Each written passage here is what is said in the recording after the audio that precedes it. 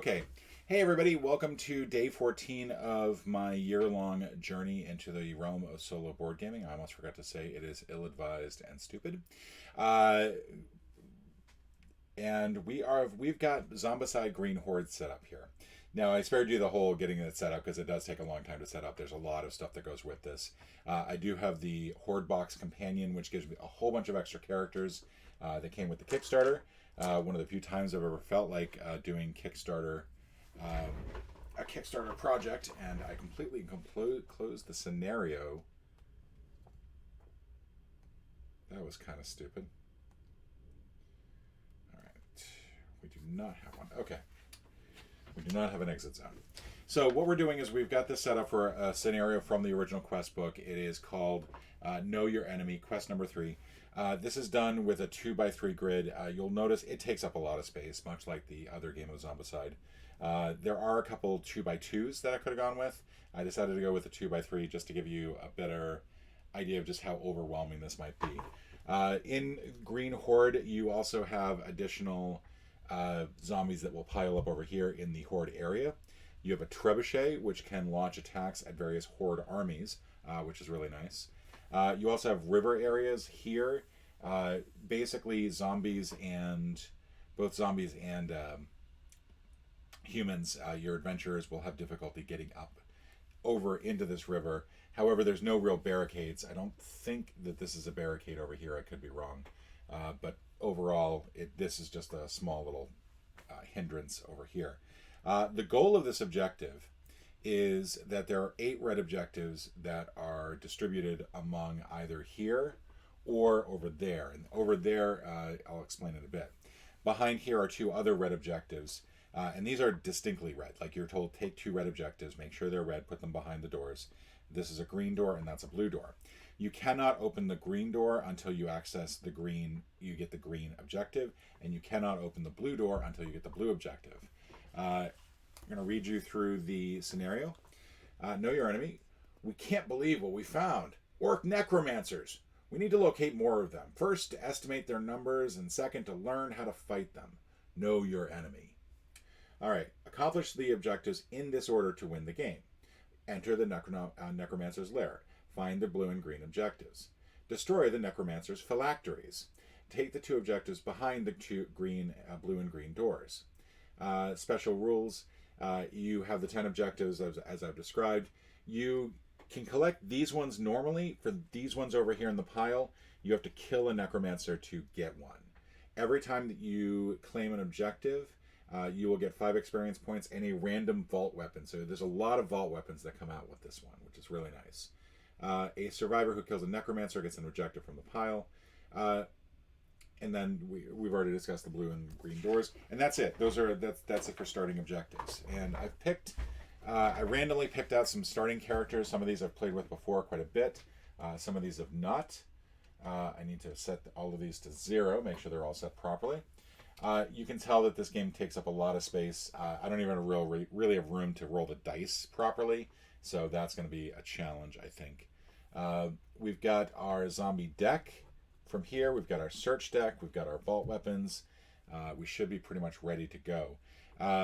Just looking over the map, you've got one small room over here, which makes no sense. There's no exit out of it, so I think that's there just for searching purposes in case you want to build up whatever you can. You've got a small house over here that has one of the objectives in it. You've got 2 doors that lead out from it. You've got another objective over here, a doorway over here. You can avoid the river if you go through here, but you have to deal with this nasty little thing here. Now, the necromancers, the rules are going to behind the necromancers. You also have one more house over here. To get to it, you have to go through this trebuchet area, and there are some rules regarding the hedges that I may look up as we get to them. Essentially, it involves line of sight and whether or not there's somebody who can actually put eyes on the other side of the hedge. You have the necromancers. When they come out, their goal will be to go to another, whatever the shortest distance is to another one of these. And if they do, that solidifies the zone that they were from, which can be really bad. And then also, if you add more than 3 necromancers, I think if you get 3 necromancers, you lose the game automatically. Like, you cannot have that many necromancers roaming around. So it's going to be really important that when necromancers come out, we kill them. We kill them as quick as we can. Let's see. And I think that's pretty much it. They cannot go back to the... If we get a necromancer that spawns here, it cannot go back to that one. So one here has to then pick that one or that one. We can choose. It can be equidistant, but we have to... It's whichever the shortest path is. And then finally, the rules on splitting are... anytime that zombies have two different distinct paths that are closer, that are the same distance, they have to split. And that can be really troubling when you start to get to here, these open areas, because then it's just split city. So I'm going to try to make sure that I keep an eye on this time. But that's pretty much it. Let's go ahead and get started here. Because I'm playing on my own with 6 characters, I can choose whatever order that they go in, which can be really advantageous for setting things up. I'm not sure why I'm rolling dice. There is no dice rolling at the beginning of the game. So they're all going to get to go. So let me just run through the characters real quick. We've got Lavidia. Lavidia is based on Furiosa from Mad Max Fury Road. Starting equipment, you get 2 dice if the Norse shield is also equipped. That's the Norse sword. You can also put a Norse sword here instead, and I may end up doing that. But that's a huge plus right there. You've got Sigrun, which I'm not sure. I think this is just a random Norse warrior. I forget who Sigrun is based on. We've got the Deathmaster, who I'm assuming is some sort of Game of Thrones character, but since I've never watched Game of Thrones, I know. I'm not really sure what their ability is. They start with the Reaper ability melee. I think that's when they get to kill again. Sigrun's got a hit and run. Lavidia gets 1 free combat action. We've got Brick's Moonshine with the telekinetic blast equipped. They've got the default ability to search an additional card if another fighter is in the same room. We've got Gannicus and Taunt. We've got Jean, and Gannicus is based, of course, on Muhammad Ali. Muhammad Ali or Mike Tyson. I'm assuming Muhammad Ali. It looks a lot more like Muhammad Ali than Mike Tyson. Brick's Moonshine is based on David Bowie. And then we've got Jean, who is based on Joan of Arc. Born Leader. And I believe that means that they can give an inspirational thing once per round. That's this little crown thing right here. So we should probably leave this over near Jean's thing. Now, normally when you set this up, you set just the red marker here. You don't set these other 3. I'll be using those to fill in additional spots if necessary. Hopefully that won't be necessary. So just quickly to go over their abilities. Taunt, you can use this for free once per turn. Basically, you select a zone your survivor can see. All zombies standing in the selected zone immediately gain an extra activation. They try to reach the taunting survivor, and they also ignore any other survivor. So it's a good way to pull survivors off survivors. Born Leader, just again, want to check this out. Born Leader, I think, is you give an extra action per turn. During the survivor's turn, you may give 1 free action to another survivor to use as they please. Action must be used during the recipient's next turn or it is lost. And because I'm on my own for this, that's really advantageous because as long as Genie goes before at least one other player, one other character, they'll get another action to be able to use. Hit and Run, just so we know specifically what that is. Survivor can use the skill for free just after they've resolved a magic melee or ranged action resulting in at least 1 zombie kill. They get 1 free move, and they benefit from Slippery. Now, Slippery means that if you're in a zone with a bunch of zombies, you can ignore those zombies. You can just move on to another area. Reaper is Reaper melee. When assigning hits while resolving a melee action, one of these hits can freely kill an additional identical zombie in the same zone. Only a single additional zombie can be killed per action when using the skill, and you gain experience for killing the additional zombie.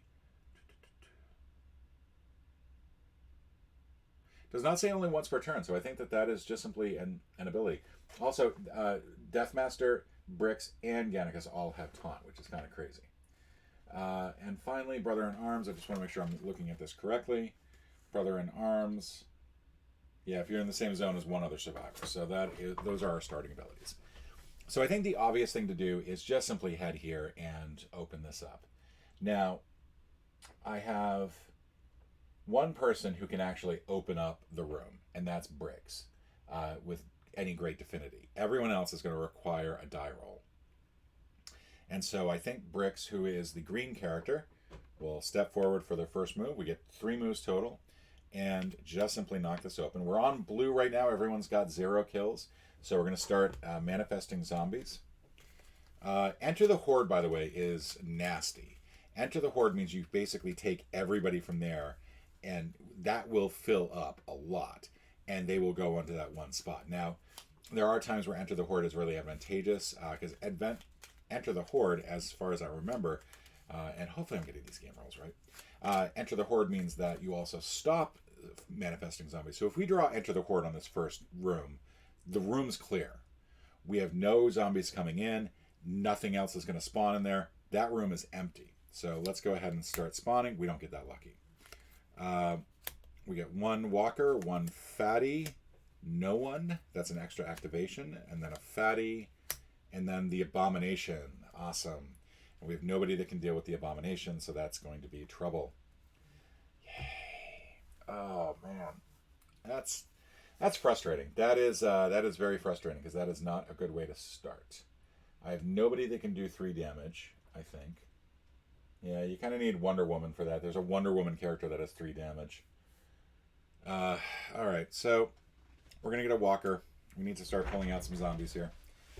This is going to take a moment. There are a lot of components with this game. Also, the runners do not look like runners. Actually, I'm going to start with... I do not know what I'm going to do about that abomination. That is going to be really tricky to do. Alright, so... Go ahead and put you here. Well, that's lined up like that. And these guys have all gotten all thrown around. It's no bueno. Yeah, all thrown around. Okay, so... I'm going to put this on the computer here because it's the only place I have left to put anything. So let's start with the walker. Walker's easy enough. Then we get a fatty. Oh, and every time that you do this, you also add to there. Fatty comes in. Fatties, I believe, come in accompanied by walkers, which is really frustrating. I'm just going to check that real quick, because that is a rule from Zombicide. I just want to make sure I'm not... I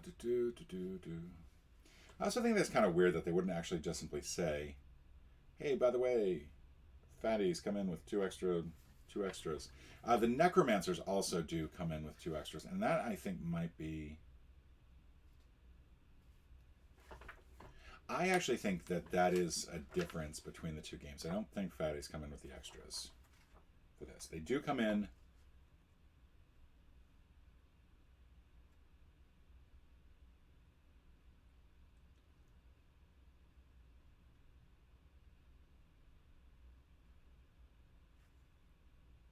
Okay, yeah. So fatties just come in on their own. That's good. That's a plus. So we'll get rid of that, because that doesn't yield anything. We get 1 more fatty here. And then we get the Horde. Or we get the Abomination. We also get 2 fatties for the Horde.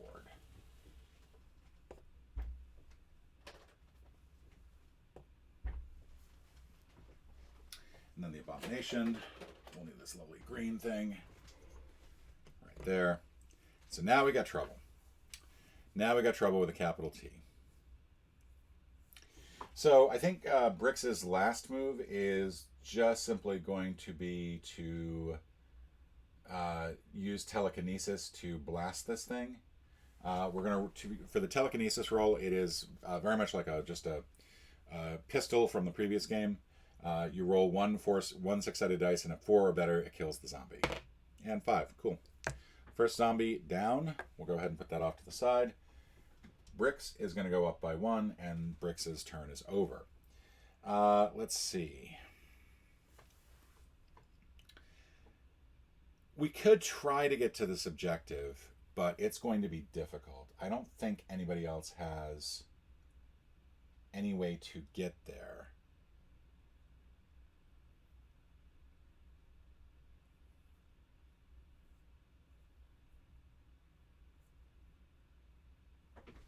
I think my only character that can do 2 damage is Levidia. Levidia is not going to be able to reach that in time.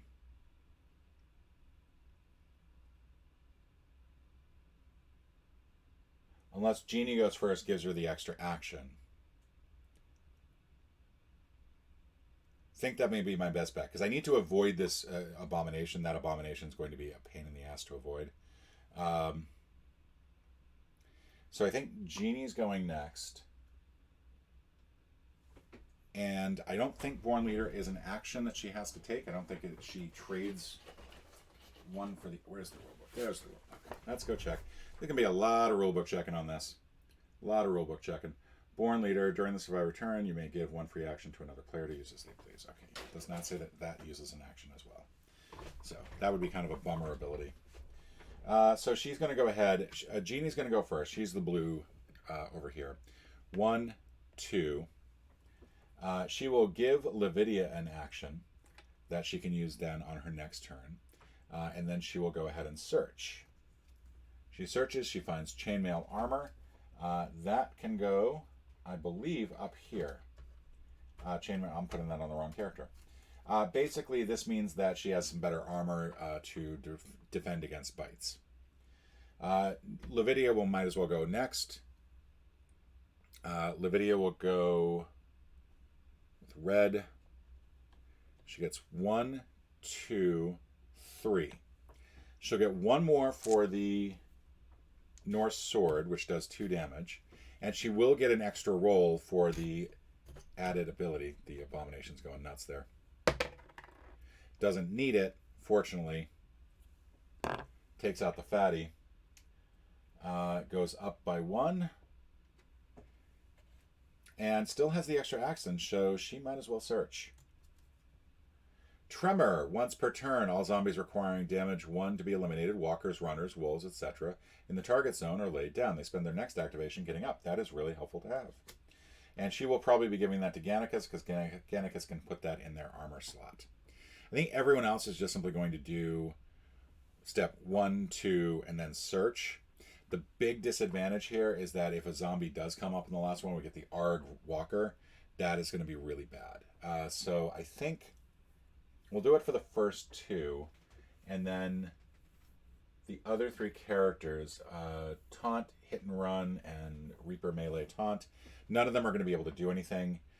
They don't have an extra combat action. So the first 2, Gannicus will go to and then search. Norse Sword, gain 2 dice if the magic shield is also a... That's actually going to be really helpful. And then let's have Death Master here. Get 1 more. Great Axe. Actually, I think that's their special weapon. They may hold that. Now there are some instances where you have some items here that are indicated that you cannot hold them if they're two-handed. A lot of these are one hand, so they're fine. You can hold a great axe, you can hold a short sword. You're good to go there. I don't think that there are matching sets. I forget what you do for as far as 2 weapons goes, but we'll figure that out in a moment. Finally, we're going to bring in our purple character, Sigrun. The question is, do we do an ARG zombie? Now, if we do an ARG zombie, we just bring in 1 zombie. We can have whoever's... I think Jeannie's got the armor, so she can take the damage. Is it worth the search or losing the action? That's the question. We're going to do the search. And healing. Enchantment once per turn. Targeted survivor recovers 1 wound. And you cannot use that to resurrect a survivor. So that's our purple character. They get that. And now everybody moves. Fatty will move 1. Abomination will move 1. And then we'll spawn. We'll spawn in this order. Up there, down here, down here. So our first spawn is going to be nothing in sight. Over here, enter the Horde. And that's where we stop. Like I said, enter the Horde at certain times can actually be really beneficial. it can be a huge plus. This time, not so much. This is not great. It's not awful. It's not great. Now I got a fatty and a couple walkers over there. So now the question is, how are we going to deal with this abomination? I think my best bet is to have Livia go forward 1, kill that fatty.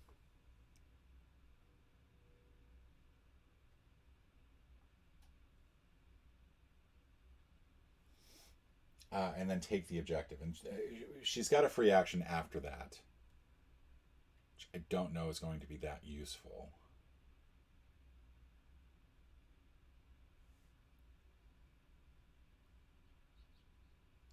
Question is, do I want to... If I go back this way, that's going to be a pain in the ass. She can go this way, grab the objective, and come back 1. She'll stay away from the abomination that way. Everyone else can just start going this way. I don't know if that's necessarily the best thing to do.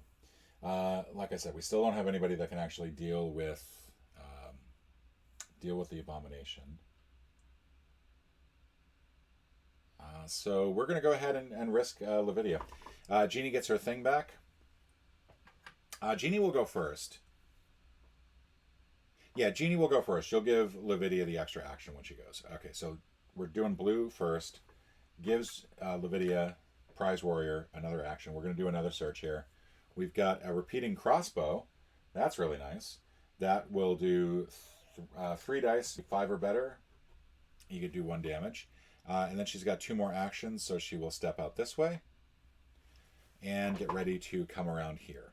Because I think we're going to have to do that because of this abomination. It's freaking abomination. Lavidia now has an extra action, so she uses her extra action to do that. She then uses her free combat action to go after Buttface here. Gets him.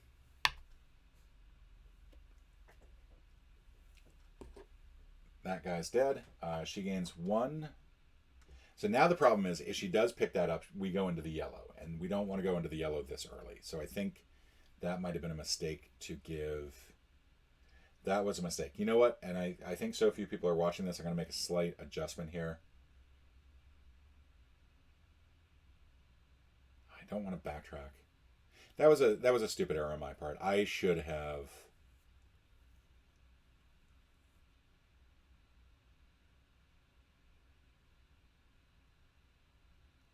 I should not have gone that route.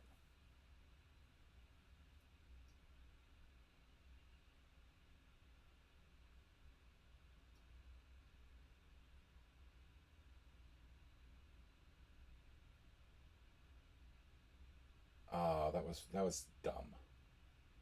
Really was dumb. It really was dumb. I should have used one of my other characters to pick that up and just given them the extra movement that they would have needed to get out of there. Because now she can't pick that up. It's going to be too many points. Do we go into the yellow this early?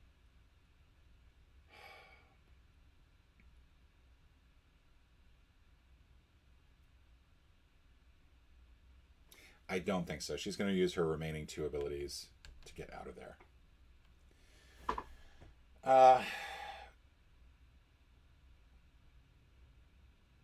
And we don't have anybody else who can really deal with that damage. So the question is, do we want to use this room over here for searching? I don't think we do.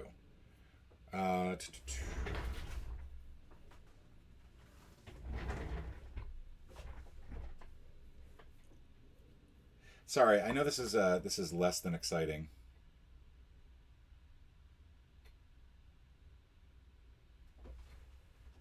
One, two, three gets a search +1. So he's going to come in. Brix is going to come in, gets a search +1. Arg, Org Walker, place a zombie on the search area you just searched. So instead of, that's 1, 2, and then as a third movement, fails to get the walker by surprise, so now we got to deal with this walker. Let's see. Deathmaster will go first. We'll use the Great Axe. That's 4 dice, and 5 or better. Does it. Okay, so that zombie's dead. That's 1 point. Well, we've got the zombie. We've got that coming up. I don't mean to put that in the that particular pile. Deathmaster will now search. Gets a hand crossbow. Not bad, not great either. And the question is, do I want to just have orange get out of there? They've got one. They did an attack. They did a search. They're going to move out. We've still got yellow and purple. We've got Sigrun and Gannicus. Gannicus will search. Finds a longbow. That will replace the short bow. And then get 2 movements out. Now, at this point, I wonder if having taunt would actually be helpful, because it would get the zombies into the water, where they'll be closer enough for us to get to reach to kill. Especially if I can also get, let's see, who else has got taunt? Oh, never mind. I don't have anybody else who has taunt, so that might not be of much use. They'll move 1.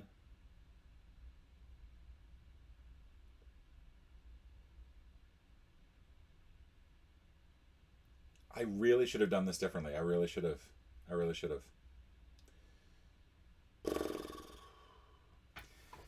They'll go ahead and use their free time. Might as well get these zombies a little bit closer for us to deal with. Finally, last but not least, that's going to leave us Sigrun. We'll do a search. Gets chainmail armor. That can go there. Chainmail, we don't have anybody with any damage yet, so Sigrun will use the other 2 moves to go here. And that's it. So that's the end of our turn. That was not a great turn by any stretch of the imagination. That was a complete mess up on my part. I could have done a much better job. That zombies all move. Abomination goes 1. All these zombies come forward 1. And now we do our fun stuff there. We're going to get 2 walkers over there. We get a necromancer here. So we got to do the necromancer first. So let's first of all, let's get the 2 walkers over here.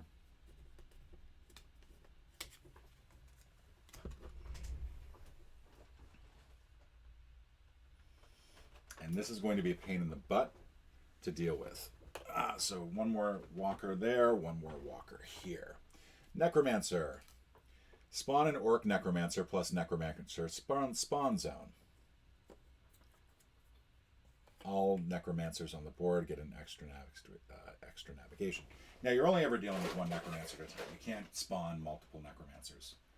That would just be a little too insane. I think this is our necromancer here.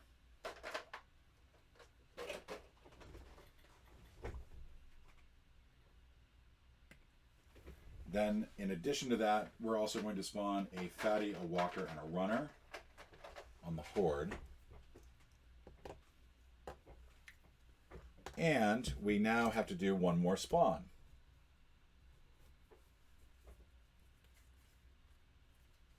How did that get in there?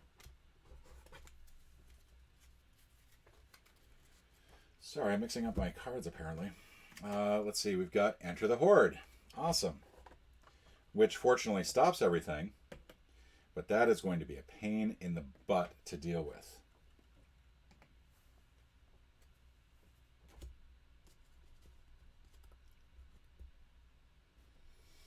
Oh my god, because the necromancer, so the necromancer will now go to either that one over there or this one down here. This one down here is probably better, but we still have to get somebody in here through these doors to take out that necromancer, because I don't think we can get the necromancer. Do we have anything that will target? No, because the necromancer is going to hide behind the fatties. Awesome. So I think my first thing that I'm going to do is I'm going to have Bricks search and get 1 extra card, because they're still in a room. What is going on with you, Bricks? You're finding all the zombies. You get one more walker here. Well, fortunately, you can use your telekinetic blast. You failed, and again, you failed.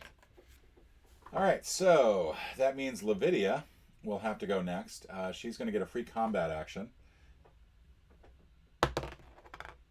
and does not succeed. 2. Does not succeed. 3 off the board.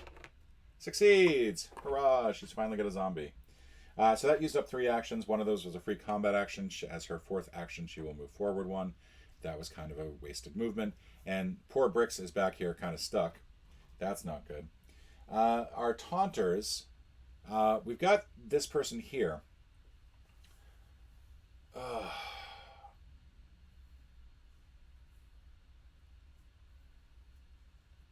So what's kind of crazy is that I feel like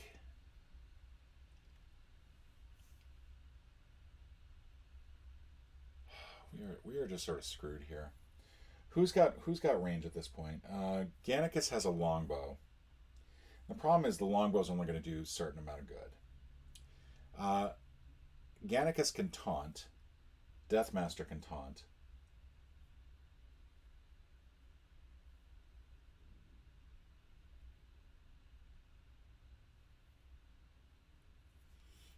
So the fatties targeting order, if I remember correctly, is Walker, then Fatty, then Runner, then Necromancer.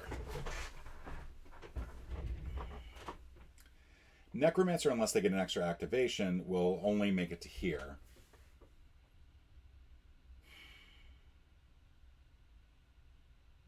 I don't know. This is not looking good. This is already going south. Lavidia and Brix have already gone.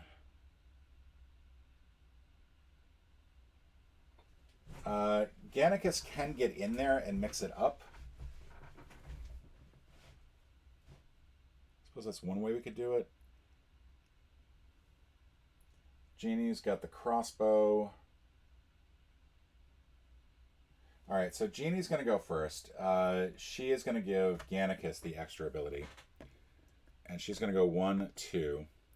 And she's going to fire her crossbow into here. That will be 3 dice and 5 or better. The most she can do is just hitting the walker. That's it. And unfortunately, she does not do that. So next up, we're going to have... This is just not looking good. Because Gannicus could come forward, 2, and then taunt and bring them forward. But the most he's going to be able to do is take out one of the fatties. And no one else is really close enough to do anything about the fatties. Deathmaster's not going to make it in time.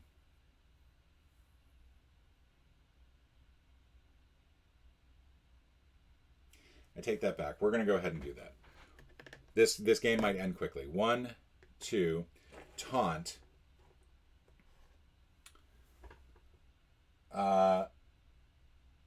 And then...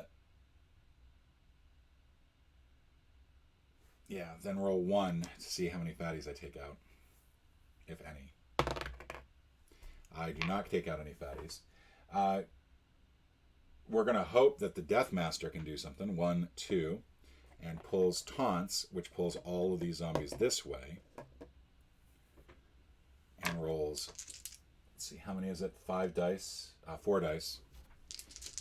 And we'll hopefully take out at least the 2 of the fatties. Okay, that's good. Takes out the 2 fatties. That's actually huge. He goes up to 3. So that was move, taunt, which was a free action. And then actually, Reaper Melee, I get to take out 1. Okay, so I'm sorry. So 6/6, I take out 1 fatty. With the Reaper Melee skill, I take out the other fatty. And then with the other 6, I take out the walker. That walker's dead too. That just cleared up a whole bunch of stuff. So that's awesome. And then... that just leaves purple with a short sword and not able to do much of anything else. So purple will come forward this far. And I think that's all the purple can do. As far as the water goes, I'm just going to quickly take a quick look and remind myself of how the water works. Water, when you're moving through it, is it takes 2 movements to move through water, which is why I did not want to go through the water to begin with. But I kind of need to get somebody over to that trebuchet.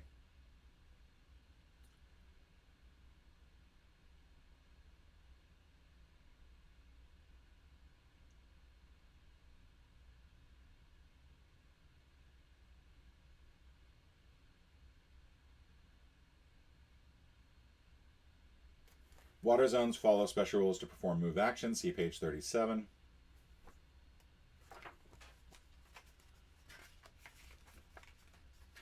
Water zones are kind of the annoying thing about this. I'm not a big fan. All right, so a dark straight divide. There is no dark straight divide for any of these entering the other parts. Bank represents a smooth, easy passage from the waterhole to dry zone. Okay. That's easy enough to understand. Leaving a waterhole zone to another waterhole zone, spend an additional action if you are...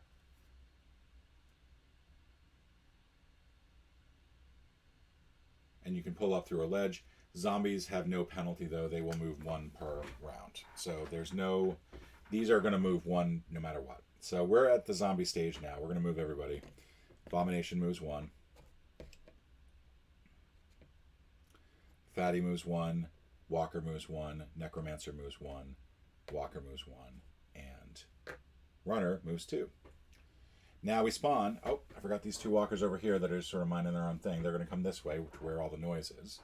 And now we spawn, and hopefully we'll get an Enter the Horde. Let's get an Enter the Horde, please. One extra activation, no one. Okay. Orc Necromancer will start to go this way. I don't think on the extra activation you do the Walker, Fatty, Runner thing, but... Again, it's going to be a lot of rulebook checking.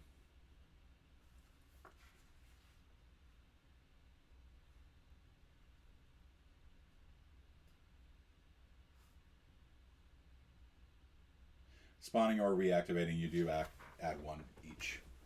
So we are going to add one more Walker, one more Fatty, one more... That was the card I really did not want to get. And then we're going to do another one for over here. That's going to be two more Walkers here.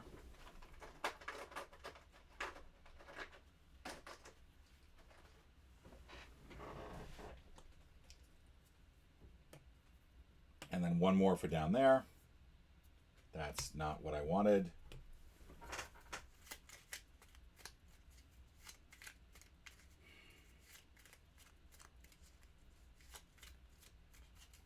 I'm trying to think of the best way to get out of this mess, because this is a mess at this point. I can't get anybody over to where that Necromancer is to really shoot them, I think. One more for down here. We get two more Walkers plus one for the Horde. Start playing from this side. One of the other things that's really frustrating about this version of the game is that the runners are so indistinguishable from the... In fact, that is a Walker. That's not a runner.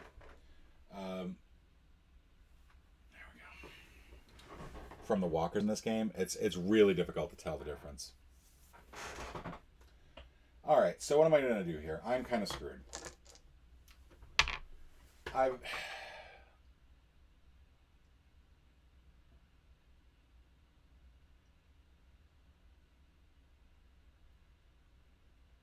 Gannicus can taunt and try to pull these three closer to try to clear a path to make it possible for somebody to get to here and be able to attack that way. The problem is that they'll need an extra attack. You get... So if anybody standing here would go 1, then 2, 3... and then still need to attack for 4, and then hope that they hit. Now, Jeannie might be our best bet to actually do this, but she can't give her own self an extra action. Gannicus has a longbow, which might be our best bet. It's got a 3 or better as opposed to 1 or better.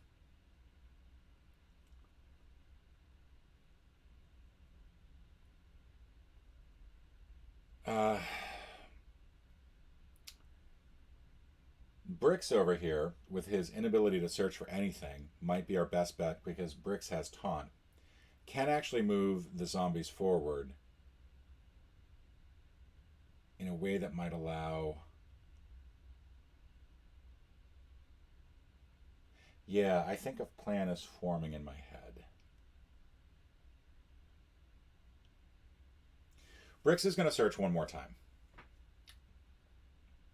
Now, if another ARG Orc Walker comes up, that is going to be a problem because I kind of need Brix to have both their abilities to go. But I feel like I'm going to find something that's helpful. Curved Dagger, which they can put up in their slot here, and that gives them +1 ability for their melee weapon, but they don't have another melee weapon. So 1, 2, and then we'll use Taunt and pull everybody this way, like this entire group this way. Now, in targeting order, it'll be the runner as last. I think this is the right targeting order. Yeah, it goes, Fatty will protect the runner, and that will protect that. And that's the end of our green character's turn. Gannicus, the Deathmaster could step forward. Because we need Gannicus to actually be the one that tries to take these folks out. I think our next best bet is... Yeah, Lavidia will come in at the end. We'll try to knock out as many as she can with Tremor. So I think Jean may be next. Jean can try to take out the Walker, but that's it. She can't do much of anything else. So I think it's forward 1 for the Deathmaster. Taunt. We're going to pull all these zombies into the space with us. And keep in mind, this is how it looks like when there aren't that actually many zombies. This entire square can just get overrun. That's 1 action plus the taunt. 2 more actions. I get to roll 4 dice.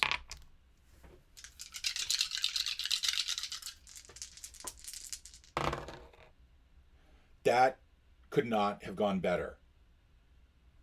2 damage for each one. Walker, that could have gone better. Oh, we're in yellow. He takes out 4 of them. We're now in yellow. We're on 8. And has 1 more action, and so just decides, you know what, I got to get into the water now. No sense fucking around. Lavidia, 1, 2, and then we'll use Tremor to knock out these 2. That way, they won't be entering this square on the next turn. That leaves Lavidia and our purple character, basically these 3 characters. Jeannie will go next. She'll go 1 and 2. She can't go any further, but she will give the leadership ability over to Gannicus. Gannicus goes 1, 2. Only gets 1 dice, but 3 or better takes out the Necromancer. Yes! All right. So Gannicus takes out the Necromancer. Necromancer's dead. We can get rid of a spawn point.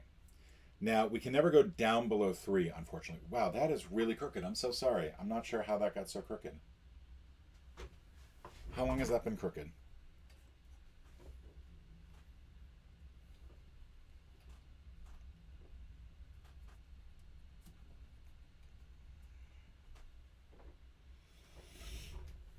Oh, man. Sorry. Wish I knew what happened there. All right, so we can take out 1 Necromancer zone. I feel like I want to take it out over here.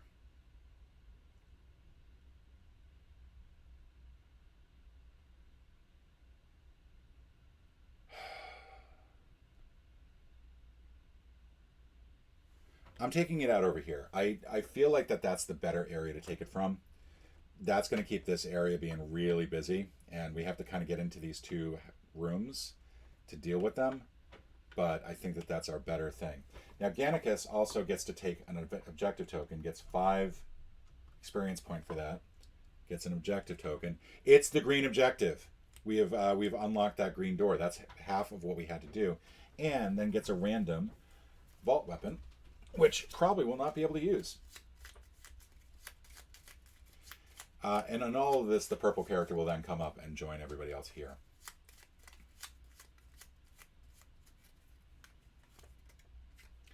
Bone Kuhari. Now, you cannot use this if you're in blue, but you can use it in...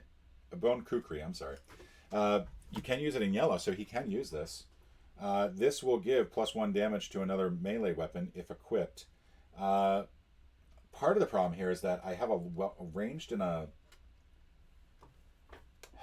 I don't think this is a good thing for me.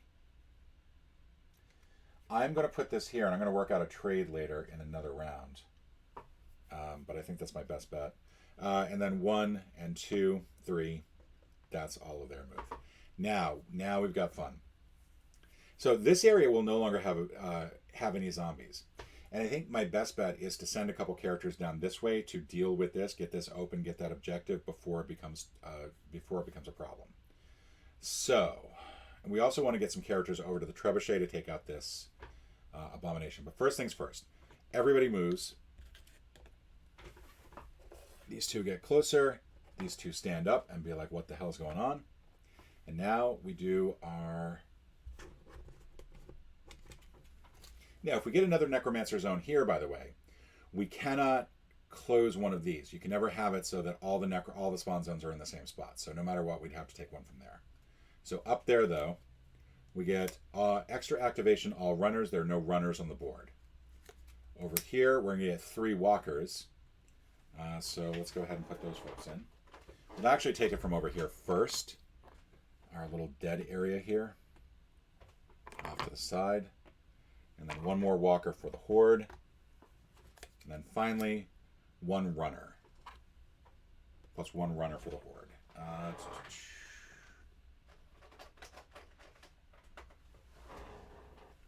There we go.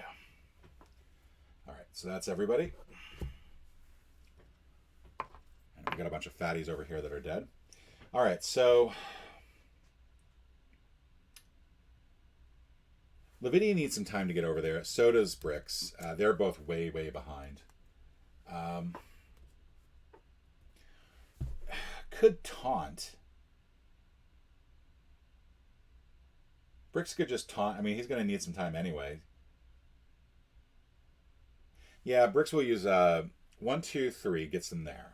Plus, taunt as the free ability will allow him to knock out... will basically pull everybody 1 forward. Taunt actually gives an extra activation, though. 1 extra activation. Runners get 2 activations. It's not that the runners will now move twice. They'll all move forward 1. I think that that is the correct way to do it. If not, at me in the comments, and I will take it from there. So now, Lavinia will go last.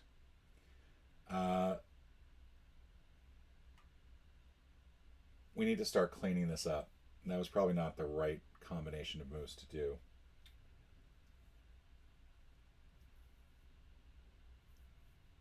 You know what? We'll have Sigrun go first. Sigrun's has done nothing, and we'll just simply try to take out 3 zombies. We'll try to take out the runner first, and then the walkers. And we'll just go ahead and roll all 3 dice. Takes out 1. Take out the runner. Sigrun gets 1 point.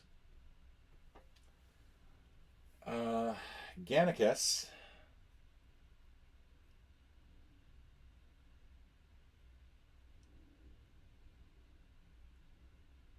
has that Norse sword that you swing 1 dice. Whoop-de-doo. Jean has a short sword and a repeating crossbow. The repeating crossbow is not good if everyone else is in the... Like, she can get friendly fire, unfortunately. Basically, anything that she rolls that misses. So, where I'm rolling 3 dice and I have to get 5 or better, that is a really bad thing to actually have. But Jean will also just simply do 3. Maybe hopefully take out a couple of these folks. Takes out 3 of them, actually. And we'll give an extra ability to... Gives her extra thing to Gannicus again. Jean's experience goes up by 3. Now I got 2 walkers here. Deathmaster will go next. Taunt the 2 walkers here, 1 forward.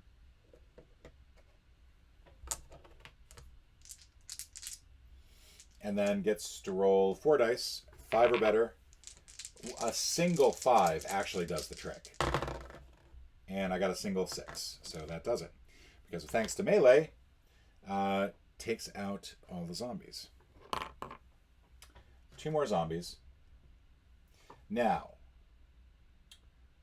he is my only yellow. Yellow gives you an extra action, and I forgot to actually indicate that down here. So, sorry. Gannicus gets the extra action. There we go. All right. So Gannicus taunted. That was free. Pulled forward 2 zombies and then killed them on the first move, and has 3 more moves to do.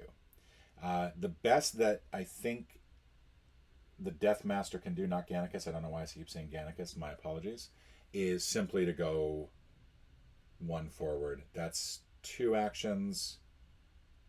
Yeah, and unfortunately the killing was the 3rd action. I don't get to use my 4th action. It's just wasted.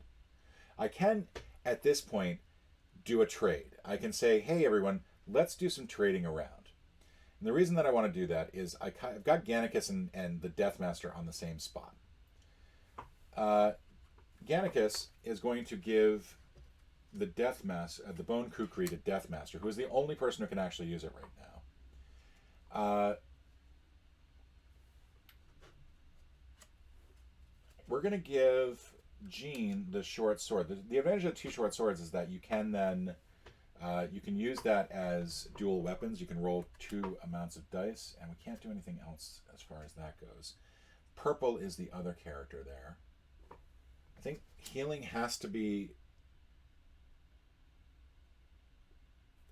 Yeah, healing has to be in hand. Can't be off to the side. And there's a scimitar. And I think that's it. I think that's all of what I can do with the trade to make it effective. All right. Gannicus is going to get 1 extra turn. Now, one thing that Gannicus could do is open up one of these, and I think that would just be a really bad idea, because that could go really bad, really quick. Especially if I manage to activate a Necromancer spawn point. I think I want to open these 2 from the other side. So I think for the... Gannicus is going to get 5 moves total. And I kind of wish Deathmaster had been given that, because then that would work better. Now, I could go 1, 2, 3, 4, 5 to get to the trebuchet, and then eventually take this person out here.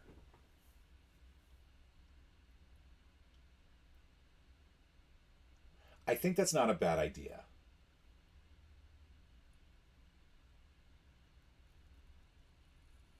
That's what we're doing. All right, so 1, 2, 3, 4. Now, when you cross something with a hedge, you do have to roll a dice, and if it comes up a 1, a zombie appears. Let's just check that to make sure that that is correct.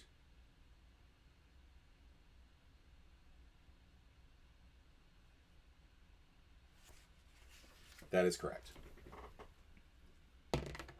4. We're good. And then moves again.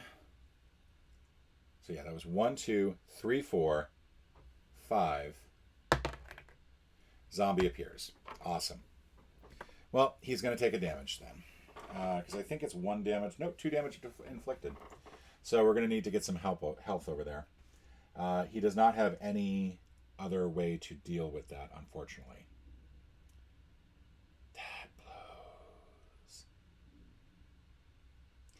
blows. My last turn is just simply moving Lavidia 1, 2, and then that's as far as she can go. She can't do an extra action there. She's killed, I think, 3 zombies. Does not have line of sight on the trebuchet, so she can't do anything about the zombie there. That zombie is going to get to do 2 damage. Now, the way that damage works in this game, and I'm going to have to look this up again, that there are armor rolls. You have natural armor in this game, some armor in this game.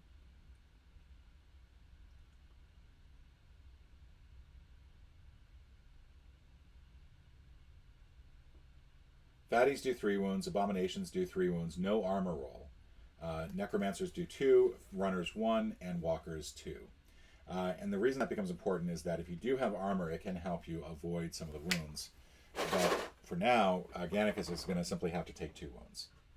And if there's an extra activation, Gannicus could be really screwed. Go ahead and take this and just leave it on him. We'll give Ginny her thing back. These 2 walkers will come this way. These 2 walkers will come this way, and the abomination steps out into the light. We now activate the three things. We want to make sure that we don't get an extra walker activation. Orc Necromancer. So that will generate another Necromancer. Where is our Necromancer figure? There we go. The Necromancer also generates an Orc Runner, Orc Walker, and Orc Fatty into the Horde. We're going to start to separate the items here by what they are. Now, in addition to in addition to targeting things in the board, the Trebuchet can actually also be used to target anything in the Horde as well. 2 walkers. Okay, that's not the worst thing in the world. 1 more walker here, and then we're going to get the 2 down here. 3 runners. That is bad. 2, 3, plus 1 more for the Horde. This game is taking a long time too.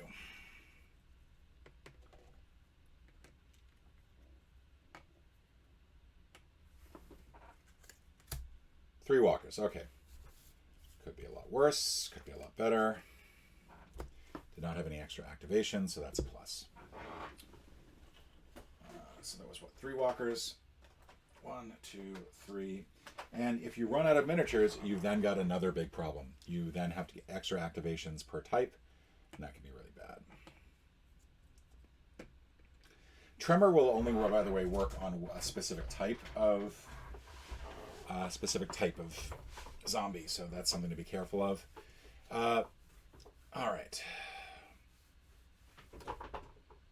So let's say our first move is simply going to be Gannicus having to take out that 1 zombie there. So hopefully we'll get a 4 or better. I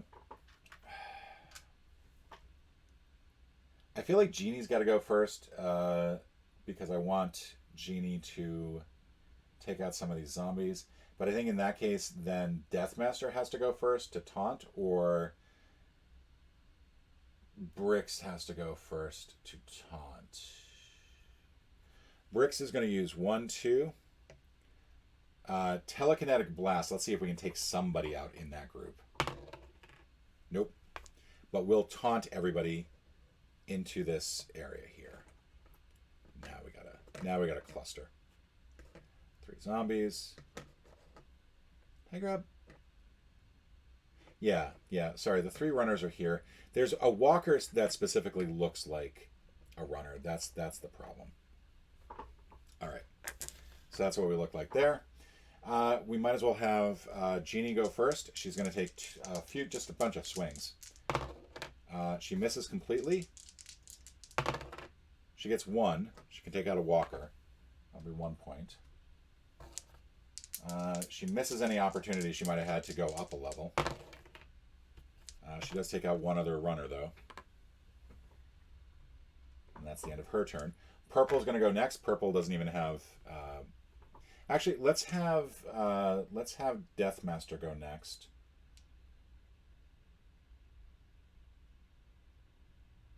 Actually, let's have Lavidia jump into the fray here. She's got a free combat action, so that was 1, 2 to move.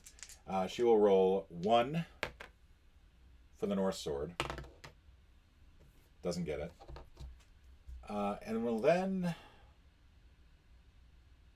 use Tremor to knock out the zombies. No, that's kind of a wasted action. We're gonna clean up these zombies no matter what. 4. She takes out the last of the runners. It's really the key that she had to get there. So now our next best bet is. Oh, and Jeannie forgot to give her thing. She's going to give it once again to Gannicus. We're going to have we're going to have Sigrun take a few swings at these folks. He's got 3 dice that he can roll total. None of them hit. Completely misses every single zombie. So instead, we're going to have Deathmaster here with his great axe. He gets a total of 5 dice now because he's got the Bone Kukri in his offhand. And takes out the walkers, all 3 of them. That Reaper melee thing is really helpful. However, I want to make sure the Deathmaster does not go into the blue, under the orange while everyone else is still blue. That would be really bad. And still has 3 actions left. I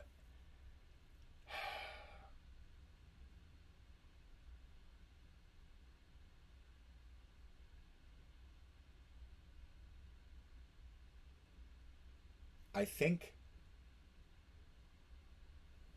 Deathmaster will start to head this way. It's 1-2 to get out, plus 1 more. That's the free action that he got for being on yellow. And then we'll try to get into this room here. And do I have something that will knock open a door? Yes, I have the Great Axe. Just does it automatically.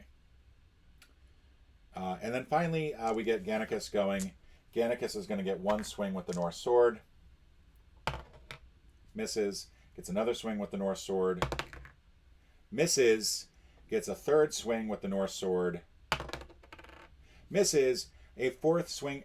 I cannot... What the fuck is wrong with you? Pardon my language. I'm going to have to edit that out. There we go. Finally gets the goddamn zombie. 1 point of experience. Does not go up to the next level, which would have been really helpful. Oh, my lord. Oh, that was bad. I really wanted Gannicus to use the trebuchet. All right, so everyone's going to go. Zombies go 1. The zombies here split. Fortunately, they don't add. Zombies here go 1, and the necromancer goes 1. And this person is coming up on the end. And Gannicus is still at 2, so if Gannicus gets wounded again, if we get a walker activation, Gannicus is dead. We're going to get 3 runners. We got 3 runners sitting over here on the side. And then we'll go ahead and try to keep those separate as well. We'll add 1 more to the Horde. 4 runners for the Horde. So now we're really starting to get screwed. That's 1, 2, 3, 4.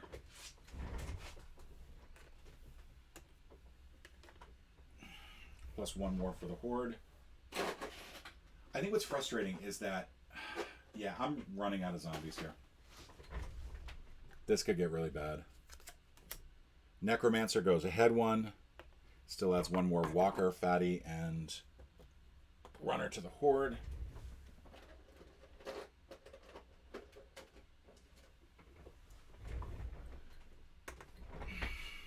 And then finally, over here, Necromancer, ahead goes 1. And we add another.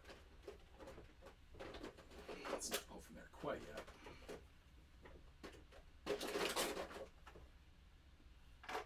And I just want to make sure I've got the rest of these correct in here.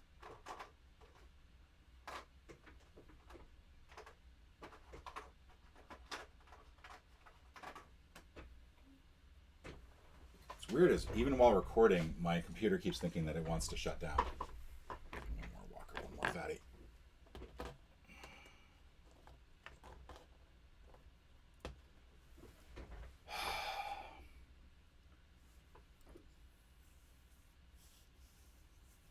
We're going to have to split the group, which I don't want to do.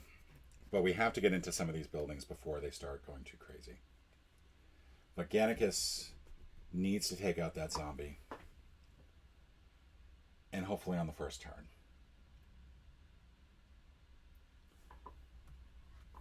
If Genie goes first...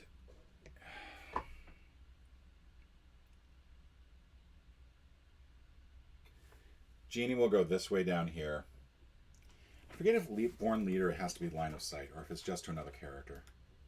If it's line of sight, Gannicus is dead.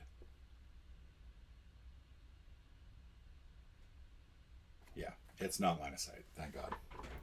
Gannicus will get the extra action. That was 1-2 to get out, plus 1 to go forward. That just simply puts them where they are.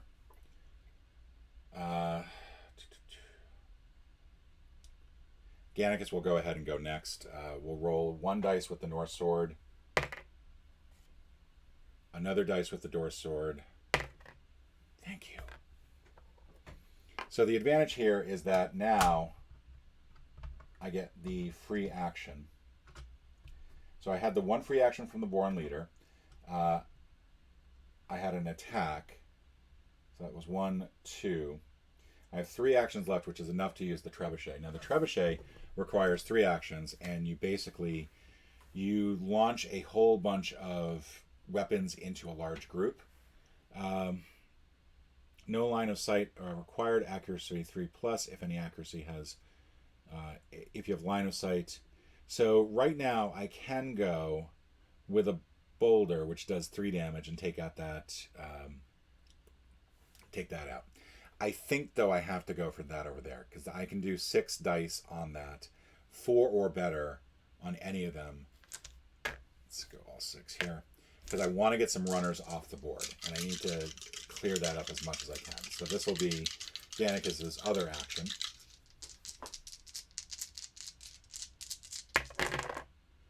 And takes out a whopping 2 runners. Those are walkers, those are runners. That Gannicus is not having the best of dice roll. However, it does take out 2 more zombies.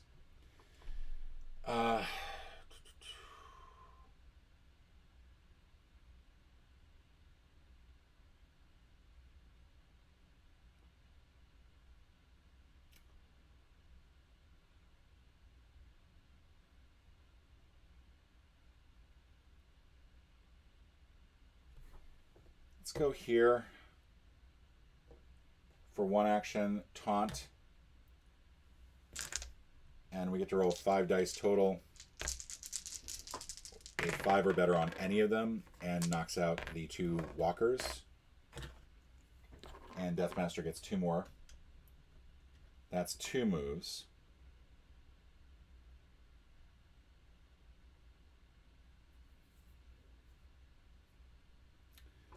Three. And we'll hold off on going into the next one. Now, I forget if somebody's on the Trebuchet, if they have line of sight to any area beyond a hedge. That's actually kind of important. Because if they do, then I don't have to keep rolling for 1.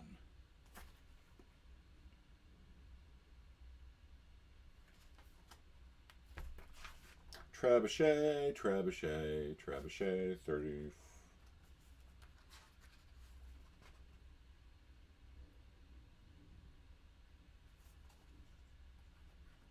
Because I think there's something special about line of sight and trebuchets.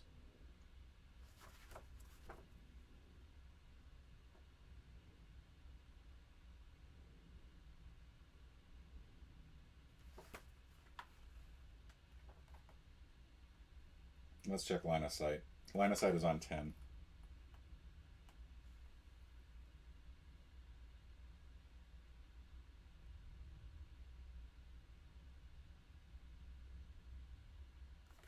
Yeah, unfortunately that's not going to work. All right, so I don't want to risk moving into there without backup. We're going to send 1 more person that way as well. I think I need Lavidia. Actually, I think I'm going to keep the 2 of them down here on their own. Everyone else is going to go up by 1. We're going to have Lavidia go 1, 1, 2, 3. Rolls a dice because technically can't see. Gets the 2. Now here, the advantage is both of these characters can then go 1 forward. So 1, 2, and 3. 1, 2, and 3. None of them get to do anything else because that's the way it works. And ideally, in the next turn, I can get purple over there so that they will heal. All right, so now we activate everybody. There's no zombies this side of the board. That guy goes up 1. This person comes this way. Necromancer, we can choose which way we want to go. We can go either direction. And honestly, I'm going to have them go into... if I go this way, yeah, that's fine. I'll have them go this way. Trebuchet, if they get an extra activation, though, we'll go that way instead. So walkers go here, runners all go up here. Now, again, I'm really short on runners, and that's going to suck. I'm hoping I'm not doing the activation on the runners thing wrong, because that would really have messed up my game so far. We're going to go 1 there. We're going to get 2 walkers. So we'll go ahead and enter those folks in, plus 1 more walker for the Horde. 3 runners. We fortunately have some backups now. 1, 2. Not many. We're running low. Running very low.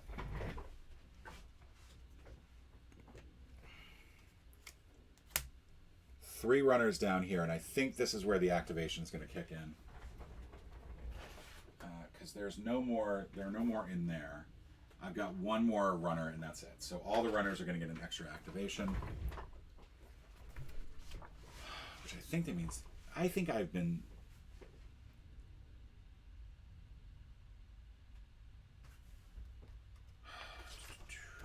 Runners.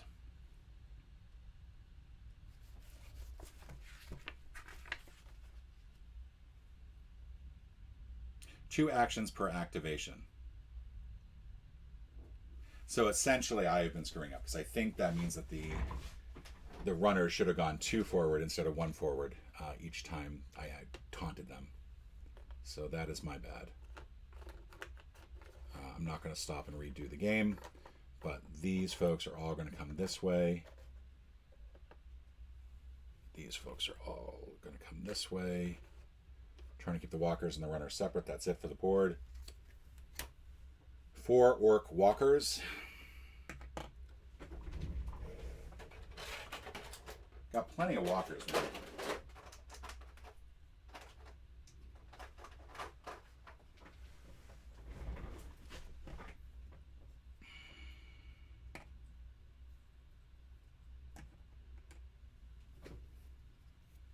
This blows.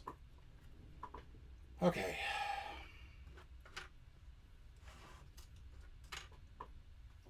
So we need to take out some folks here. First thing we're going to do is we're going to have our Sigrun guy. He's going to roll a dice. 1, 2. Okay. Takes out the walker. 3. You're healed, Gannicus. Enjoy.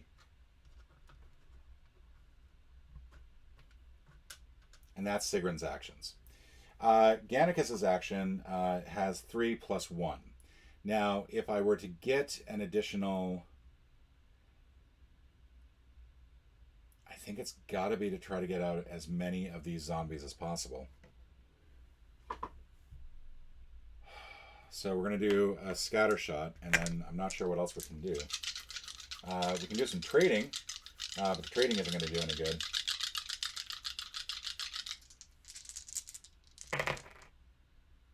We have line of sight, so at least that helps, but we only take out 2 of the zombies.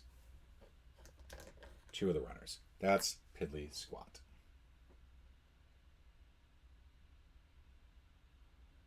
That puts him at 11. Okay, so we've got Lavidia, who's going to get a free action.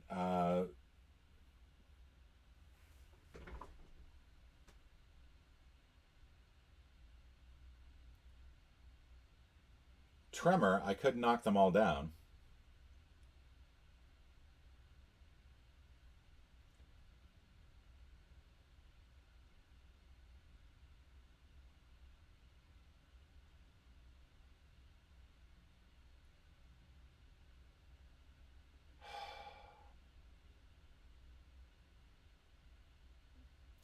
Yeah, it's gonna be frustrating. We don't really have anything that good to work with. We're gonna have Bricks eat an apple.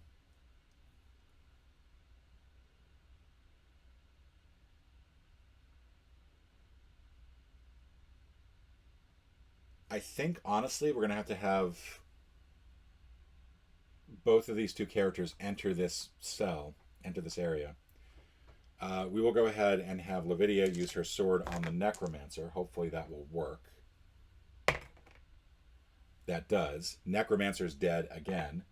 Lavidia is going to go up by 5. Now that was 1 move, free combat action, still 3 moves left because now she has her yellow ability. And she gets to draw an X from here. It's the blue! That dramatically changes the game. That dramatically changes the game. We no longer need to kill necromancers. Also, we can get rid of one of these over here. That dramatically changes the game. We no longer have to get any of the other objectives. We just need to get the objectives that are inside the houses, and we've unlocked the 2 houses. So she's going to get to draw a weapon. She gets a shield gauntlet. Add +1 to another equipped melee die, armor A4, or reroll other armor. That's going to go in here. We're gonna do some rearranging. She can hold the Norse armor in her armor slot, so that is a huge plus there. So now she's going to get to roll 2, and she's got 3 actions left.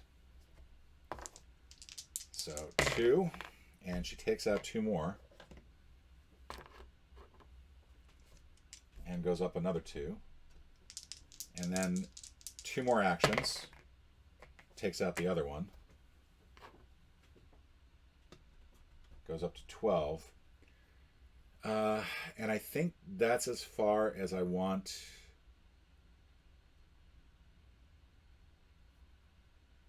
If I had line of sight there, that would be great, because then I could just deal with that way. I think she's actually going to take a step back.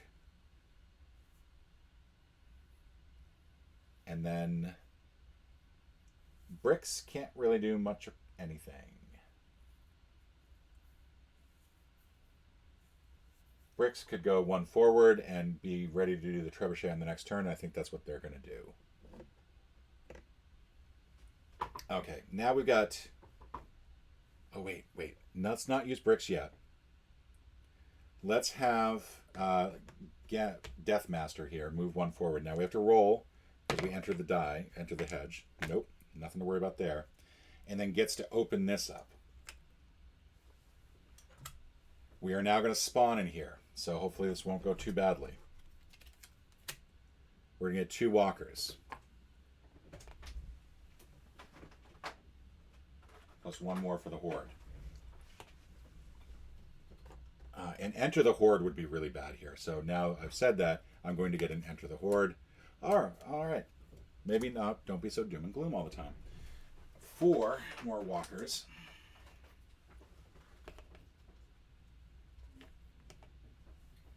Plus 1 more for the Horde.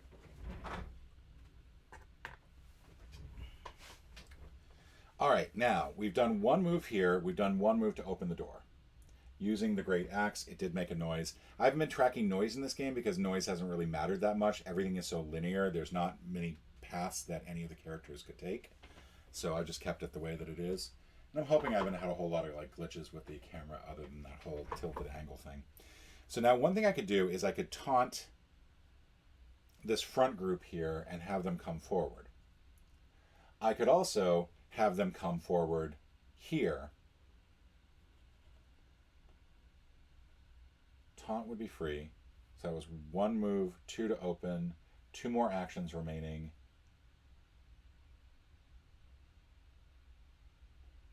Taunt. And then hold. On the next turn, they all come out.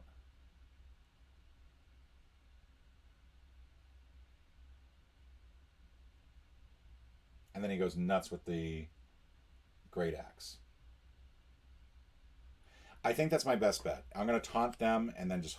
No, because if they all get an extra activation, I'm screwed. So 1, 2. We're going to taunt them forward. And then roll... we get 5 dice total. And 1 of them has to be a 5 or better. And 1 of them is a 5 or better. Just 1 of them is a 5 or better. So that was narrow. We're still at yellow, so that's a plus. And now, we still have not moved green, we still have not moved blue. She's going to go 1, 2, 3 and join here and get ready to help out. And then she's going to give leadership to Brix, because Brix is going to use that leadership to go 1 and then get to do some action. Now, Brix can aim anywhere into any square, and I think I need to aim for those runners over there. There are a whole bunch of runners in the Horde, and that's the biggest problem right now is trying to deal with that Horde. But I think that's my best bet, is that square there, 6. There's no line of sight right now, unfortunately, so it's 4 or better. And wow, holy cow, Brix comes through like you would not believe. Takes out all 3 runners and the 2 walkers, gets 5 hits with the scatter shot. Brix, you came through in the end. Goes up to 7, has 1 extra action. Can't really do much of anything, but can give a curved dagger to somebody if they can benefit from it, if they are on that square. So right now I've got the purple dude, Sigrun. I've got Gannicus. Nobody can really do much of anything then. So unfortunately that's where that ends. But now we are looking really good for this last round. And what I'm hoping is going to be the last couple rounds. So this should end up wrapping up a little bit quicker than I would have thought. Oh, it says 45 minutes. 45 minutes. That's cute. The times in there are so way off. So now we're gonna activate, and then all of these zombies come forward 1. These 2 zombies come forward 1. The abomination comes forward 1. Walkers go this way. When the walkers decide where they're going to go, even though we had one noise token down here from opening the door, I still think that the trebuchet makes noise. Trebuchet does not make noise. So they're going to be split. I think that's the closer noise, though, so they're going to all go that way if they do get an extra activation, which hopefully they won't. What I really don't want is I don't want an enter the Horde up there. That's going to be bad. Enter the Horde's fine down here, but up there, that's going to be bad. Enter the Horde. All right, so we're going to have ourselves a little party.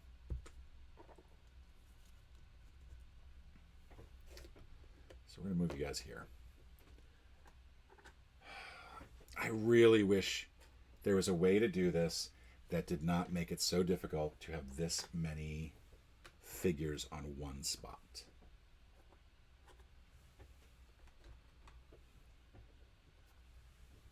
All right, those are all the runners. We're going to keep the walkers just slightly behind them, so they'll get separated soon enough. On the plus side, that is the end of activations. We don't draw for the other 2 spawn zones. We'll go ahead and put the fatties in here as a divider between them. That is nasty. All right.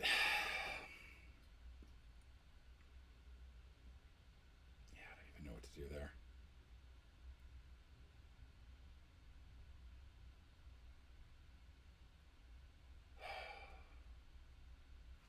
All right, first things first. Let's go ahead and take care of this, because if I can do this with Deathmaster to take out the no, that's not going to work.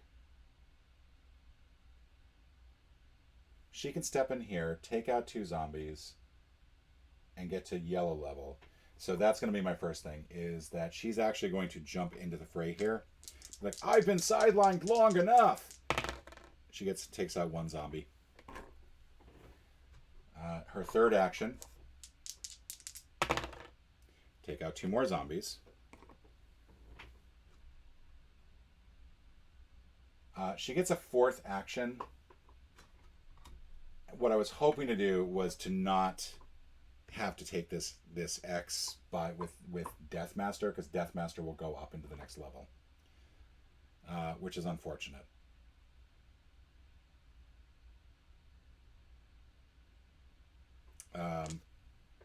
Can't take the X though. Does clear out the zombie.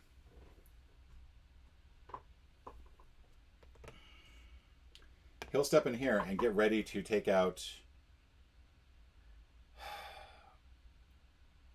Yeah, and that's gonna be rough. I can't take out two more of those. So they're gonna wait. they're basically not going to do much of anything but just simply stand here and be like, green team ready, green team ready. She is going to be able to give out her little special thing, though. So it will go to... Who do I want to give it to this time? Let's go give it to Sigrun, who's going to get up there and then go ahead and attack with a bunch of scatter shots. Try to take out as many walkers over there as possible. Actually, sorry, I'm going to... Crap. Well, it's not going to make a difference because I got 3 of the walkers and that's it. So 3 of the walkers are dead. Sigrun goes up by 3. We're going to give Lavidia the extra action because Lavidia needs to do this. 1, 2. No extra zombie.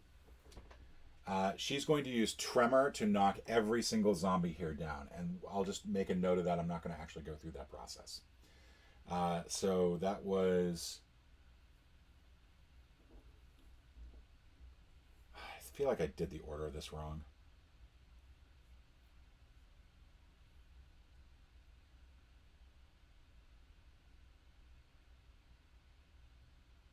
I feel like I did the order that's very wrong. And I'm already playing the game wrong, so it doesn't really make a difference.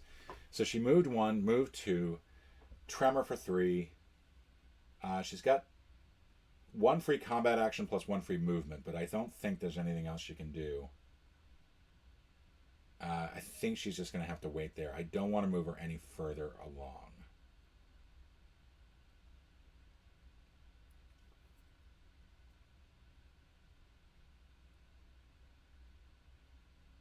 Is that right? Am I right here? I don't think I am. 1, 2, Tremor. 3, 4, free combat action. Would take out the 2 zombies over there. That's still going to leave me at a huge, huge disadvantage with all the runners. So my 2 other folks are going to have to basically clean up a lot. But that's what she's going to do. And hope for the best. So she's going to get 2 dice total. She's got the shield gauntlet, plus she's got some armor. She takes out 1 of them. Hopefully she'll defend on the armor on the other. She goes up 1 more. That blows. All right, so next up we're going to have Bricks is going to go ahead and do Scatter Shot because we still have 7 walkers. No matter what, I mean, it's going to be a pain in the ass. But now, with her in place, she will get line of sight. So that's good because we had 1 cock dice, so I'll reroll that. Still comes up good. Takes out 5 of the walkers. We'll just go ahead and put all those walkers over there. He goes up 5. And then finally, Gannicus is our other one, who will attack and gets 4 more. Takes out the other 3 walkers. Can't do much of anything else, though. The fatties are... That is a walker. That is not a runner. Is that a walker or a runner? That's a runner. No, those are walkers. I think it doesn't make a difference. I think that's... No, those are runners. Again, such a horrible job doing the models on these. They don't look different enough. So it makes it really icky to try to figure this out. But that's the end of their move. Oh, the fatties are going to all get an activation too. I think I put Lavidia in harm's way. I think she's screwed. I should not have moved her forward. I should have kept her there. I'm already playing this game wrong anyway, so I might as well just pretend that that was what happened. We'll move her back down 1. Yeah, I think that's I think that was the better thing to do. She still had line of sight activation, so that's where we're gonna go. All right, so everyone activates. Abomination comes 1 forward. There was more noise up here. This is the greater concentration, so they're all going to come up this way. These 2 come from forward. The fatties all get to go 1 forward. And the runners only activate 1 because they were all knocked down. And then we go ahead and spawn more zombies. Please enter the Horde. 3 walkers. Okay. 3 walkers. Plus a walker for the Horde. 1 fatty. That's 1 for the Horde. 3 walkers. Okay. Runners don't get an extra activation, so that's good. And that is done. All right, let's see what we can do here. We're almost out of cards too, but I don't think we're going to have to worry about that. So let's clear what we can with these guys. They're going to get line of sight still. They're going to use the grape shot, for which you roll 3 dice. Try to see what we can do about taking out some of those zombies, the fatties. So 5 and 5. I think purple is going to be the first one to go. Takes out 2 of the zombies. Then we're going to have Gannicus go.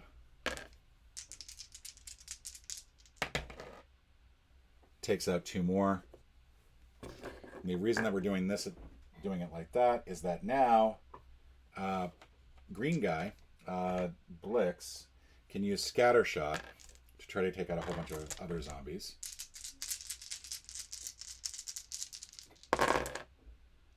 And gets 4 of them.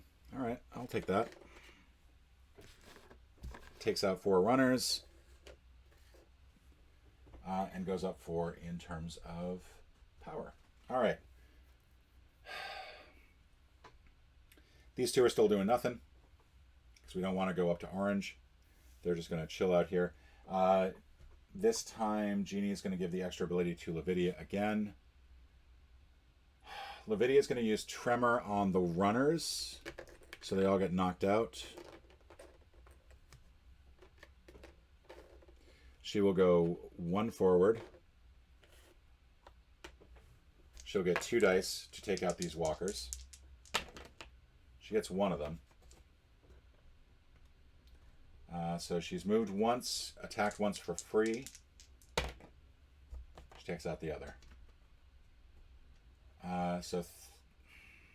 Move, combat, combat. And we had a total of 6 actions.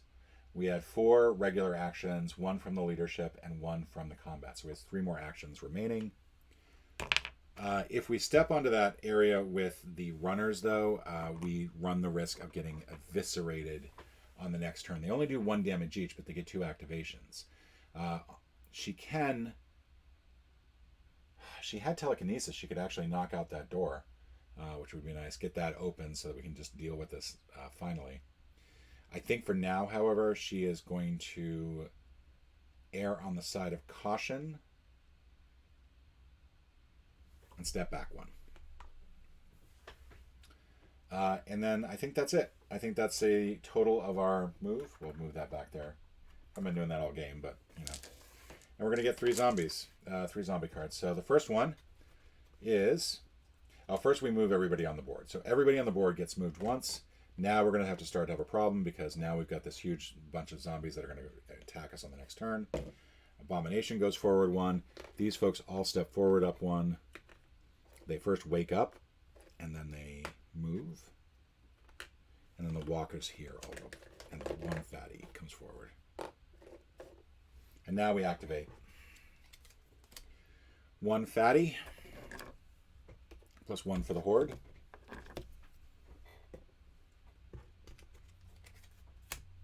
Three walkers. Plus 1 for the Horde. And enter the Horde. Not the worst thing in the world, but still not great. Feel very ambivalent about it. Part of me feels like I should have just accepted the fact that there were going to be a whole bunch of areas here. So I think Lavidia's first... Well, let's try to take out what we can here first. We'll have... Jesus, Brix is almost up there. We'll have Sigrun go first. Sigrun will go for the walkers up here. And because there's line of sight, 3 or better knocks them out. So that takes out 4 of them. We went from nearly not having extra activations because of runners to having all of them almost off the board. Let's see. I hate to say it. I feel like moving Bricks and Gannicus out here is actually better for us. But they're not going to get a hold. No, I take that back. So we're not going to get line of sight on this, but Gannicus is going to go and aim towards this right here and needs 4 or better. And does pretty good. Takes out 2 of them. Goes up to here. And then we'll have Bricks be the last one here. And takes out 1 of them. Good job, Bricks. Stays in the yellow. Ay. Probably wouldn't have been a bad idea to take out that abomination at some point. Because that's going to become a problem. I take that back. I can't do any of that. I'm so sorry. You can't aim for an area off to the side. So that was 1 for Bricks, 2 for Gannicus. This is too close. This is too close for them to go for. So that is unfortunate. Gannicus will go for the abomination. That means 1 die.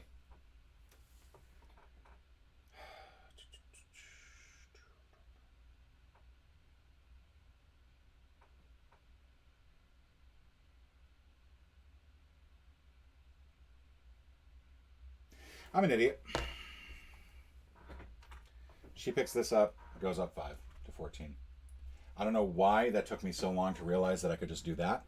That is not a treasure chest, though. I don't believe that activates a treasure chest. But holy cow, that was stupid of me.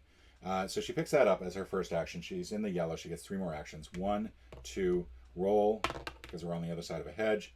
6, nope, 2, 3. Gannicus will also do the same. There's no line of sight there, so I run the risk. But Deathmaster goes 1, 2, 3, and has 4 total. And will now, does not have line of sight on those folks, but is a little bit closer there. They're basically going to have to deal with all of this coming forward, but holy cow, that was stupid of me. That was really stupid. We're going to give Lavidia an extra action this round. Gannicus gets to go and roll 1. But now we have line of sight, so we need 3 or better. Takes him out. Abomination is now off the board. Abomination gives a grand total of 5 experience points for Gannicus. Goes up to 18. Very close to the point where we're going to run into some problems here. Sigrun also could use his extra ability to heal Gannicus. I'm not sure why I didn't do that before, but that was completely valid. We still can't do anything about the 5 zombies that are on us now. So that's going to be frustrating, but we can take out, we can have Bricks here go for this group over here. We'll use Scatter Shot to see how many walkers he can take. There's line of sight on it, and so every single one of them hits. 1, 2, 3, 4, 5, 6. The big problem is, hello, orange. So Brix's extra ability, I think, is going to be a free magical action, because we'll need that on the next turn. Still has 1 more action that they could possibly use. I don't think that there's any reorganizing that could be done here that would be helpful, unfortunately. But that is where we stand. Everybody's now gone. I think I've done that without messing anything else up. The Abomination is finally off the board, so yay. Last up is Lavidia. Lavidia hasn't gone yet. So Lavidia will go 1. Hi. Hello. You must be an orc. You must be an orc runner. I'd like to introduce my Norse sword to your face. 2. Let's see. That was 1. She's got 6 total. So that was 1, 2, 3, 4,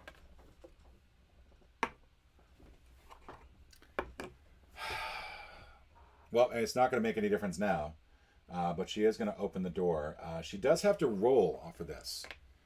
She's got to roll a 5 or better. She does so. Now the problem here is that now we're going to get this whole thing flooded with bad people, bad hombres, and she's going to use her last ability to get the hell out of there. So starting over here on the left, all orc walkers now get an extra activation. So this way, and these walkers will now go down this way because they can actually see everybody, but these walkers are going to all flood this little area here of noisy people. One abomination appears over here.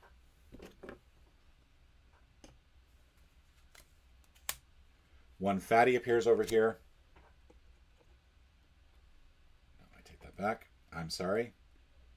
Extra activation. One abomination. One fatty, plus a fatty for the Horde. 2 fatties.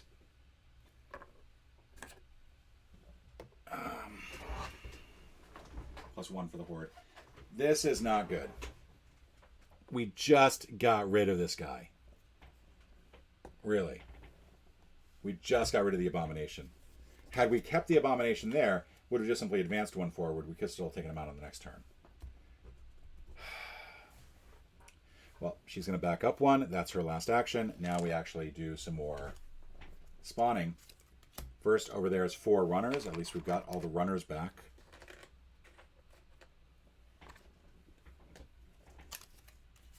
Enter the Horde. So the Horde enters over here, and we stop doing any more spawning. Could have used that earlier. All right, now we've got ourselves a pickle. Let's see.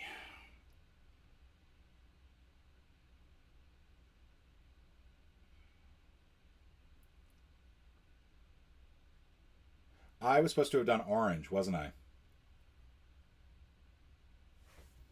I was supposed to have done orange for every single one of those. So all orc walkers would have been the same. Instead of the abomination, 1 fatty. That actually works out for us.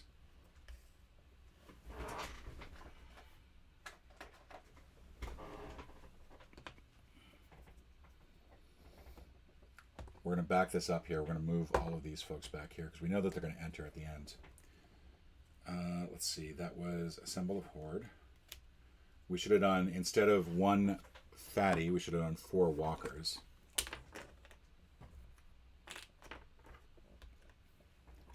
One walker more for the Horde. For this, we should have done 5 runners for that last room there. So instead of the fatties, we also take out 1 fatty. I think, actually, yeah, we take out 2 fatties total because we should have taken out, should have not have had a fatty from this previous card, should not have had a fatty from this card. Instead, we're going to get a bunch of runners. A little more runner here. Over here, instead of 4 more runners and 1 runner for the Horde, we're going to do 3 fatties. And 1 for the Horde. And then enter the Horde. So 2 fatties. I think this actually worked out the same exact, except there should be a runner, 1 walker in there. So there we go. Instead of 2 runners. Sorry about that. Sorry about that. On the plus side, I don't have to deal with that freaking abomination. All right, so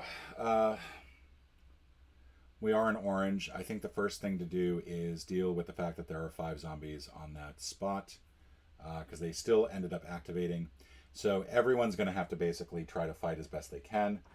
Gannicus has the Norse sword, so he'll start swinging first. He's going to get 4 actions, and if he can kill 1 zombie, we'll get another action. Get a free melee action. So first up, let's see. We need 4 or better on each of these. Missed 1. Got 1. That was a 4.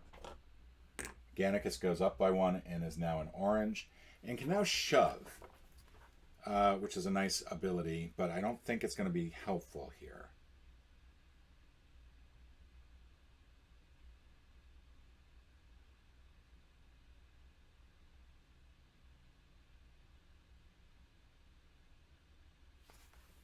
Yeah, that would be helpful to an extent, but I'm going to take the free melee action. So that was 1, 2. I still got 3 more to go, and there's no way that I'm killing all the zombies, so I might as well just throw these last 3 dice. And I kill 2 of them. So 2 more are dead. Sorry. Sorry, Bricks. Sorry. We're going to have Sigrun go next. Sigrun is going to have 4 chances to kill 2 zombies. We'll go ahead and roll 1. Kills 1. I forgot to move that down to indicate that they've got their yellow ability. 2. Kills 2. And unfortunately does not have enough to really use the remaining actions anywhere next to enough. Can't really do anything with it, so I think that's going to be it for Blix. For Sigrun. Blix gets to go next and has... Should have had that for the action. And we'll take 6 dice and go for those runners in the back. Gets 2 of the runners.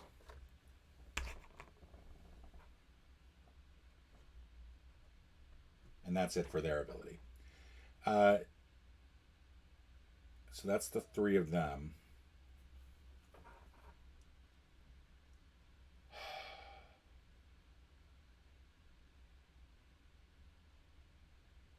I'll have Deathmaster go next. Deathmaster will taunt for 1. Assholes. Move for 1. And then we'll get 3 opportunities to kill 6 zombies. Now needs a 5 or better. Nope, I was only supposed to roll 5 dice, so let's do that again. Needs a 5 or better, but only needs 3 5s to take out all of them. And gets it. Gets all 6. Moves into 23. All of these go bye-bye. And now has a choice to make. Can move 1 forward. Can't taunt again. We moved 1. We killed. That's 2. Their abilities are Bloodlust, Melee, and +1 to die roll, Melee. Bloodlust. Spend 1 action with the survivor. They move up to 2 zones to a zone containing at least 1 zombie. They then gain 1 free melee to use immediately. And I do not know if that applies to waterhole zones. Whether or not you can actually move through a waterhole zone with Bloodlust.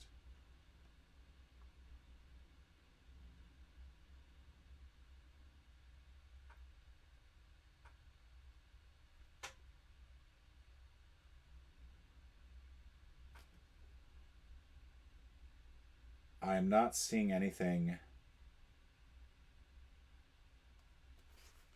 It's a little frustrating. Survivors benefiting from the speed enchantment ignore waterhole effects. Does not say anything about blood zones. A Bloodlust, however. Which is a little frustrating. I was hoping that there was going to be something in here about Bloodlust. Being able to move more than 1 zone. Not that it would really help. I don't think I'd want to move into this area and then try to deal with all the zombies that are there.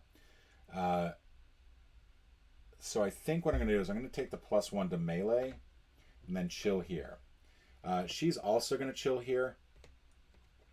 I suppose I could just move 1 forward and then everybody's going to come on. Yeah, that's just a bad idea. She is going to use her ability to grant an extra turn to Lavidia because she's out in front. And Lavidia is going to go 1, 2. Let's go ahead and roll this dice. Hope for a 4 or better. No, she gets 2 dice. I'm sorry. I don't know if I've been doing that. Takes out the fatty. Goes up by 1. And then has 3 more moves.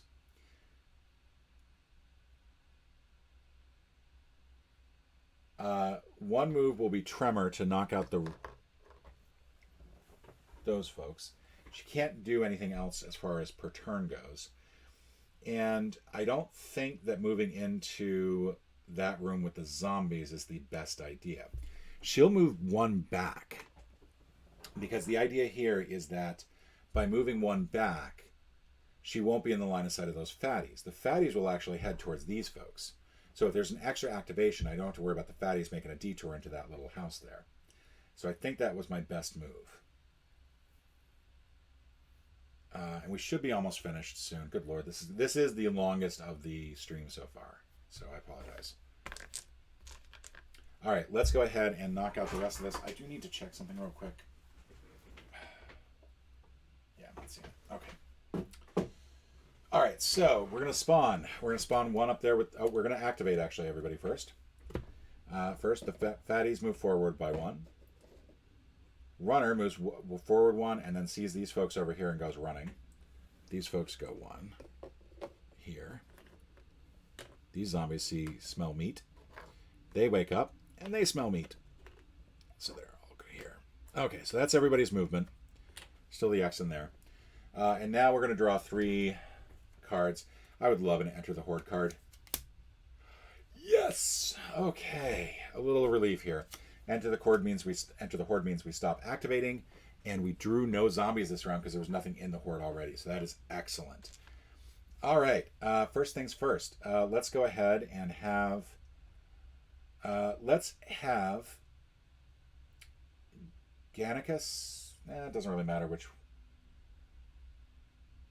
I think each of them are going to take on one of these 3 rooms. So we'll first try the room with the zombies, the regular walker zombies.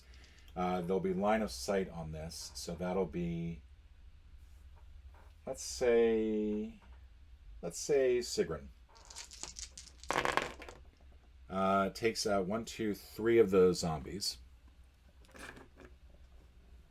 Goes up by 3. Let's go with Blix next, is going to take on the runners.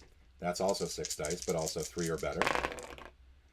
Wow, that was an amazing roll. That would have been really helpful some other time. But does take out 3 runners. Goes up by 3 more to 27. Still nowhere near the red, so that's good. Then Gannicus is going to roll 3 buckshot. There is no line of sight, unfortunately, for this. So it's pretty much just whatever they can get. Yep. All right, cool. Takes out 2 of them.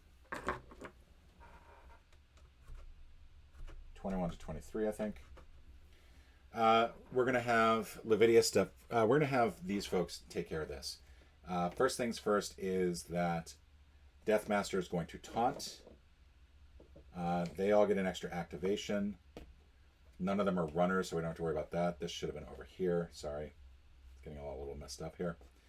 And then Gannicus is going to come in swinging. He's got a great axe. It does 2 damage. It can do 5 dice and now needs a 4 or better on each roll and gets to kill an extra. Bloody hell now. I hate it when a dice drops down here because it's going to be very difficult to find it. I'm not going to look for it now because I want to wrap this up soon. 4 or better takes out 1 fatty and a pair with the +1. 1 fatty and his partner. That gives me 4. Brings me to 27. And then uses the other one on the runner. Brings me up to 28. And that was taunt. That was the first action. Still gets 3 more actions. Does it.